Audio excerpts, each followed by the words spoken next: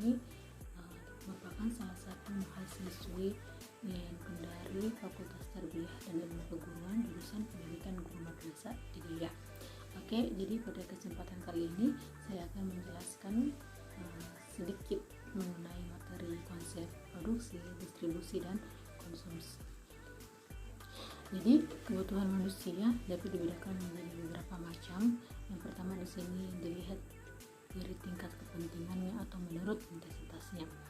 Jadi berdasarkan intensitasnya, kebutuhan manusia dapat dibedakan lagi menjadi 3 bagian. Yang pertama yaitu kebutuhan primer, sekunder, dan tersier. Yang kedua, menurut jangka waktunya, kebutuhan manusia dapat dibedakan menjadi kebutuhan sekarang, kebutuhan masa yang akan datang, dan kebutuhan yang tidak menentu. Nah, pada poin ketiga yaitu kebutuhan menurut sifatnya. Jadi kebutuhan manusia menurut sifatnya dapat dibedakan lagi menjadi 2 bagian. Pertama, kebutuhan jasmani dan kebutuhan rohani. Nah, yang kemudian poin yang keempat yaitu menurut subjek yang membutuhkan. Berdasarkan subjek yang membutuhkan dapat dibedakan menjadi kebutuhan individu dan kebutuhan secara kelompok. Nah, kemudian kita masuk pada pokok pembahasan, yaitu pokok pembahasan pertama, produksi, yang mana pengertian produksi di sini dapat diartikan secara luas dan secara sempit. Jadi dalam arti sempit, produksi adalah setiap kegiatan atau usaha untuk menghasilkan barang. Sedangkan pengertian produksi secara luas dapat diartikan setiap kegiatan atau usaha untuk menciptakan atau meningkatkan nilai kegunaan suatu barang. Kemudian kita masuk kepada faktor-faktor produksi. Yang pertama di sini yaitu sumber daya alam. Yang kedua sumber daya manusia. Yang mana sumber daya manusia adalah kemampuan atau usaha manusia baik yang berupa jasmani maupun rohani. Nah, jadi di sini tenaga kerja juga dapat dibedakan menjadi 3 bagian. Jadi pada poin pertama yaitu tenaga kerja terdidik. Tenaga kerja terdidik di sini maksudnya tenaga kerja yang melalui suatu proses pendidikan tertentu, contohnya seorang guru. Nah, kemudian pada poin kedua yaitu tenaga kerja terlatih. Contohnya di sini tenaga kerja seseorang yang sudah terlatih terhadap suatu profesi. Nah, contoh profesinya di sini dia seperti tukang sapu dan lain sebagainya. Kemudian di sini tenaga kerja pada poin ketiga ya, tenaga kerja yang tidak terdidik dan tidak terlatih. Jadi di sini maksudnya tidak memerlukan suatu proses pendidikan atau latihan tertentu. Nah, kemudian masuk kepada faktor-faktor ketiga yaitu sumber daya modal.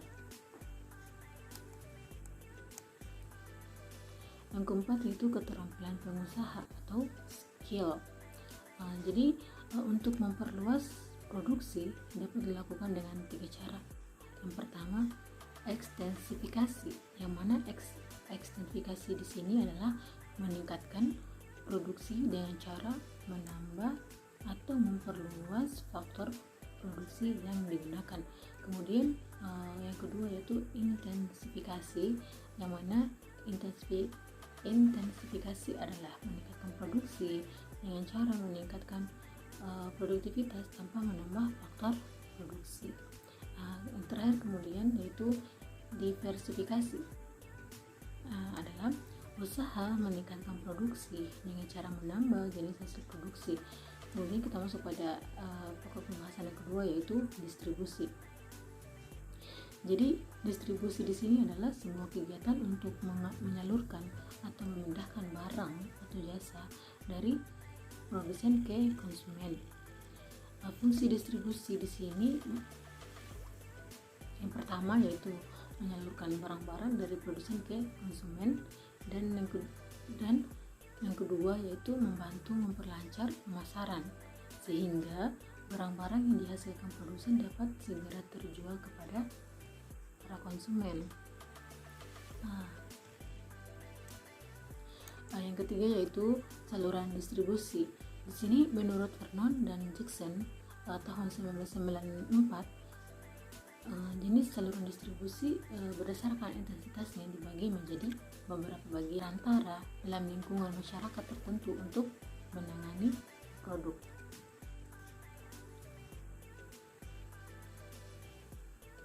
Kemudian kita masuk pada judul baru yaitu lembaga-lembaga distribusi.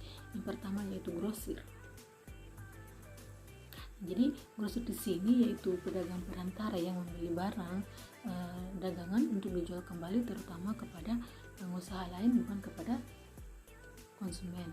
Yang kedua di sini agen. Agen adalah pedagang perantara yang tidak membeli dan memiliki barang yang mereka jual. Yang ketiga yaitu pedagang enceran atau jadi enceran atau berasal dari kata mengencer. Encer itu adalah suatu pedagang yang membeli barang-barang dari produsen atau grosir kemudian menjualnya kepada konsumen. Alat-alat distribusi yang pertama yaitu alat pengangkut, alat penyimpanan, dan yang ketiga yaitu alat promosi. Kita masuk pada pembahasan terakhir atau pembahasan ketiga atau pokok pembahasan berikutnya yaitu konsumsi, yang mana konsumsi di sini adalah tindakan manusia untuk mengurangi atau menghabiskan guna suatu barang. Jadi konsumsi di sini dibedakan lagi menjadi beberapa bagian. Yang pertama yaitu barang konsumsi yang gunanya habis dalam satu kali pemakaian. Contohnya makanan, minuman, dan lain sebagainya. Kemudian yang kedua yaitu barang konsumsi yang gunanya akan habis secara berangsur-angsur dan akhirnya akan rusak atau habis kegunaannya. Contohnya di sini seperti meja, lemari, kursi, televisi, dan masih banyak lagi ya. Masuk pada faktor-faktor yang mempengaruhi orang melakukan konsumsi. Yang pertama yaitu tersedianya barang-barang yang dibutuhkan. Kedua, harga barang. Yang ketiga, penghasilan atau pendapatan. Kemudian nilai suatu barang. Di sini dibagi menjadi beberapa bagian. Yang pertama nilai tukar. Nilai tukar di sini yaitu kemampuan suatu barang untuk dapat ditukarkan dengan barang lain. Yang kedua, nilai pakai. Nilai pakai dalam rangka memenuhi atau memuaskan kebutuhan manusia. Oke, jadi itu tadi pemaparan singkat mengenai konsep produksi, distribusi, dan konsumsi. Apabila ada kata-kata yang kurang berkenan, saya memohon maaf yang sebesar-besarnya. Akhir kata, wabillahi taufiq wal hidayah. Wassalamualaikum warahmatullahi wabarakatuh.